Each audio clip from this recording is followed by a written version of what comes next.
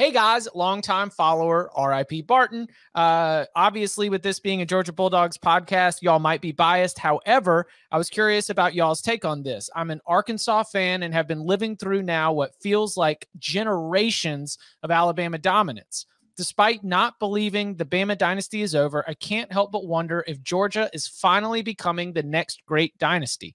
I had hoped if and when Saban slowed down or retired, the SEC would become anyone's race. But again, Georgia looks so good this year despite not having utterly dominant offensive play, especially at quarterback. I can't help but notice they look similar to early Saban-era Alabama right now. Do y'all expect Georgia to maintain this for multiple seasons / decade or so? Or do you think this is a magical season that will be remembered fondly when they're searching for a coach in a few seasons? Auburn, LSU, et cetera. 5 stars, guys. Great stuff. Well, so I would say that Georgia has already been maintaining roughly this level of play for a while. They've just avoided the slip up so far this year. This year, it's also convenient for them that while they don't have great quarterback play, nobody else does either. So it's very much like a 2008, 2006 type year where Alabama would win, and it's like, okay, they stomped out somebody in the national championship who really wasn't very good. That's assuming that they actually do finish this thing out. If in this era, though, of higher point scoring, if Georgia wants to do what Alabama did, it is going to have to get quarterback right much more often than it has previously. Overall, talent recruiting wise, it is absolutely nuts right now. So FSU is likely to pick up 4-star defensive lineman who some services have as a top 100 player in the country, Tyree West, because Georgia needs the room in their class. Like, that's the level of picky that Georgia's being right now. And Mike Norvell's like, absolutely, baby. We are not picky about top 100 defensive linemen. Like, that's what we need down here. But if Georgia gets quarterback right consistently, they can go on a run similar to what Alabama went on. It's just that's much harder to do than it is to say. Did Georgia get quarterback wrong with Aaron Murray? I think he was a good college quarterback. I don't think he had like exceptional NFL type tools, right? I mean, he wasn't like a super high draft. Like physically, did he blow you away?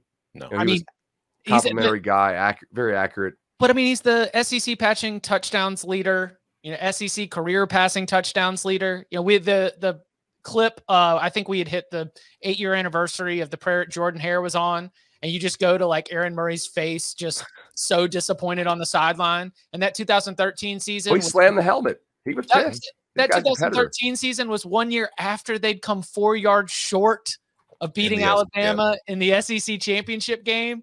I mean, I thought this week, I was like, man, Aaron Murray is Georgia football. Like, so good. All of the accolades, like right there, just doesn't have that national championship. If he's the best quarterback you've had, though, in a run, that's not a national dynasty type run. If he's one of your better guys, I can buy that. I mean, I think as far as like the question of if this is what to expect, I mean, I don't know if you're trying to frame it as, will they be the next Alabama?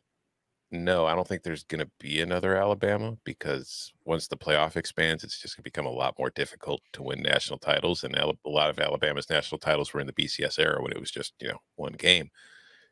But I think it can be in the sense that it's going to be a playoff team nearly year in and year out once it expands. Yes.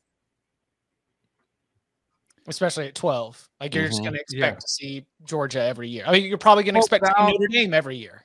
Yeah. Barring a salary cap or some sort of cap on the number of 4 and 5 stars you can have, they're going to be at the top as long as Kirby Smart's there, and probably as long as anybody's there. They have the resources to supply what they need to supply to get those recruits in there.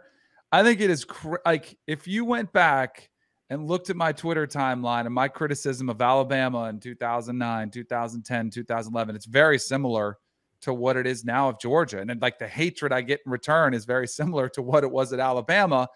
And once they found, Lane Kiffin, and once they found a Tua Tagovailoa and a Mac Jones, I got out of the way of that freight train and said, this is the best team in the country, hands down. Don't even try to fade them. Last year, Alabama, like, That's a scary thought if they do hit on a quarterback or they do get a couple of them in a row. And I think you say the same thing about Clemson, Deshaun Watson and Trevor Lawrence. Like, that's how all of a sudden you get on a run. Maybe Kirby Smart has built the formula, because I think Nick Saban is one of the few that has won with just the guy at quarterback, right? There haven't been many, especially in the last 20 years. Maybe Kirby Smart can join that club, and clearly he's built Alabama East. I just still think that could be problematic for Georgia at some point, even this season, when they do face a team that can put up some points on you. Like, I still think there are limitations. Maybe it doesn't matter. Maybe there isn't another quarterback out there that's proven himself that can, put up points on this defense, and they can win with that defense and a game manager. And Stetson Bennett he's just a guy plus, right? He is. I mean, maybe he's good enough. He's got the moxie. He can run around. He makes pretty good throws. Football. Yeah. Maybe it's enough, but I look at it, and that's my hesitation to just really going all in with this team is unbeatable and they're in a stratosphere all their own. Their schedule has been lighter, and they haven't had to see that element. And like, I do think it's a scary thought for everybody else, including Alabama, if they get quarterback and offense in general figured out. Because I keep going back to, man, the narrative when Todd Monken was hired and the pairing of JT Daniels and what we saw the last 4 or 5 games of last season was, whew, they have arrived. This is a 2021. They're going to start throwing it for 350 yards a game. They're going to open things up, and JT Daniels is a Heisman Trophy candidate.